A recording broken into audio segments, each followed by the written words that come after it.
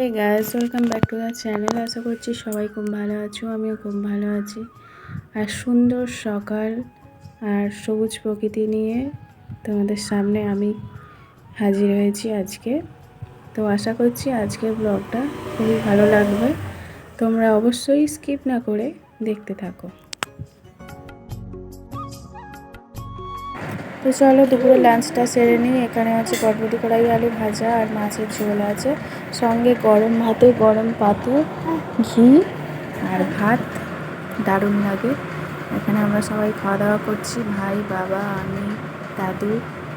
আর ঘুম থেকে উঠে খেজুর আর আমসত্ত্ব খেয়ে নিলাম। তোমরা একটু জানিও তো, তোমাদের বাড়িতে দাদু ঠাকুমা থাকলে এখনও পর্যন্ত তারা কোথাও গেলে বাজারে হোক বা যেখানে হোক খাবার নিয়ে আসে কিনা। তো এখানে হচ্ছে আমরা সন্ধ্যেবেলা চানামুড়ি খাচ্ছি, আমি, মা, ভাইপো চানামুড়ি খাচ্ছি সন্ধ্যেবেলার টিফিনে। তো বৃষ্টির জন্য উনুন চালটা কী অবস্থা দেখো। তো খড়ের জালে আজকে রাতে রান্না হবে। এখানে মোচার ঘন্ট হবে, ঢ্যাঁড়স ভাজা হবে।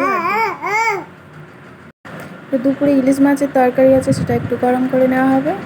আর হ্যাঁ, কেউ কিন্তু স্কিপ করো না, সবাই ভালো থেকো।